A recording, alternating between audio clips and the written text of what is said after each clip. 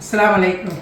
ஆரில் ஊருக்கு போனான்லப்பா, நாளை கழிச்சு அவனுக்கு இந்த ஜாமான் எல்லாம் வாங்கியிருக்கேன் பாரு. வாங்கி அவங்க அம்மா எல்லாம் ரெடி பண்ணியிருக்காங்க. இதெல்லாம் கொடுத்து விட.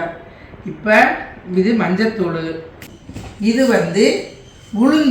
உளுந்து பொடி, இட்லி தோசைக்கு சொல்லிட்டு சாப்பிட்றது இட்லி பொடி. அடுத்து இது மஞ்சள் பொடி,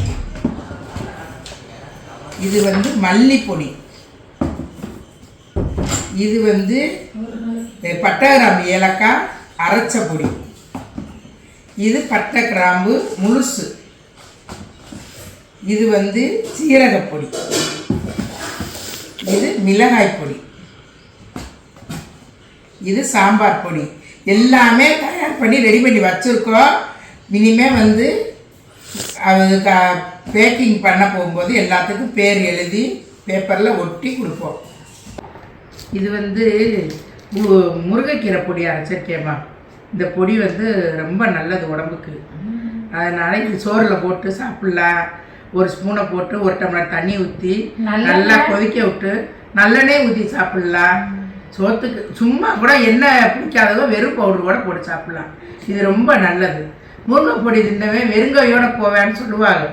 அது என்ன அப்படின்னா, முருங்கைக்கீரை சத்துனால சாகுற வரைக்கும் அவன் கம்பு கை உண்டாமல் வெறும் நடப்பாங்க. அது அந்த காலத்து பழமொழி. அதே மாதிரி இந்த பொடியை அரைச்சி பிள்ளைக்கு கொடுத்து விட்றோம்.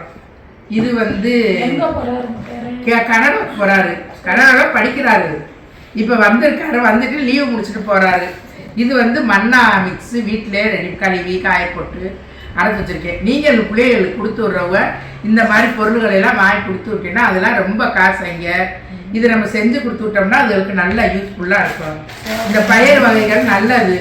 ஆமாம், இந்த பயிறு, பட்டாணி பயிறு, இது பிஸ்தா பருப்பு, பாதாம் பருப்பு தான், பாதாம் பருப்பு, கொண்டக்கடலை, சோயா, இது பொடி பீன்ஸா, இது பீன்ஸு, நாட்டு சக்கரை, அப்புறம் கொண்டக்கடலை, இது சிகப்பு பீன்ஸு காஞ்சது, இது மசாலா பொடிகள். இது லெமன் பொடி, சிக்கன் மசாலா பொடி, கறி மசாலா பொடி, மீன் மசாலா பொடி, சாம்பார் பொடி, மிளகுத்தூள் எல்லாமே நாங்களாம் வீட்டில் கழுவி காய போட்டு அரைச்சி சுத்தம் பண்ணி வச்சுருக்கோம். இதெல்லாம் கொடுத்து விட போகிறோம். நீங்கள் பிள்ளைகளுக்கு கொடுத்து விடும்போது இந்த மாதிரி பொருள்களை வாங்கி கொடுத்து விடுங்க. மிக்சரு, முறுக்கு, கண்டதுகள் இதெல்லாம் வாங்கி கொடுத்து விடுவீங்க. அதுகெல்லாம் என்றைக்குமே திண்டுக்கெல்லாம் அதெல்லாம் நம்ம ஊர்களில் கிடைக்கிற பொருள். இதுகெல்லாம் அங்கே காஸ்ட்லியாக இருக்கிறதுனால நம்ம ஊர்லேருந்து வாங்கி கொடுத்து விட்டா அதுகளுக்கு நல்லா அதுகெல்லாம் சமைச்சு சாப்பிட்றதுக்கு நல்ல வசதியாக இருக்குது. இந்த மாதிரி பொடி, மாவு மசாலா பொடி, மிளகா பொடி இதெல்லாம் சுத்தமாக செஞ்சு கொடுத்து விடுங்க பிள்ளைகளுக்கு. அதுகெல்லாம் சமைச்சு சாப்பிட்றதுக்கு நல்ல வசதியாக இருக்கும். ஆமாம், இந்த பொடியில் வச்சு கொடுத்து விட போகிறோம். அந்த பவுடர் எடுமே, இந்த பவுட்ரு அது இது கருஞ்சீரகம், எள், இந்த சாராப்பருப்பு, பூசணி விதை, வெள்ளரி விதை எல்லாமே கடையில் வாங்கி, தண்ணி விட்டான் பவுடர்னு ஒன்று இருக்குது, அதெல்லாம் வாங்கி மொத்தமாக வெயிலில் அலசி காய வச்சு அரைச்சி வச்சுருக்கோம். இது ஒரு ஸ்பூன் எடுத்து காலையில் பாலில் கலக்கி குடித்தா நல்லது. அதுகெல்லாம் சாப்பிட்ற பிள்ளைகளில் அதுகளுக்கு தக்கன உடம்புக்கு தேவையான பொருள்களை நம்ம கொடுத்துவிடணும். இதுவும் ரெடி பண்ணி நாங்கள் வச்சுருக்கோம். எல்லாமே இப்போ எங்கள் பிள்ளைக்கு கொடுத்து விட போகிறோம்.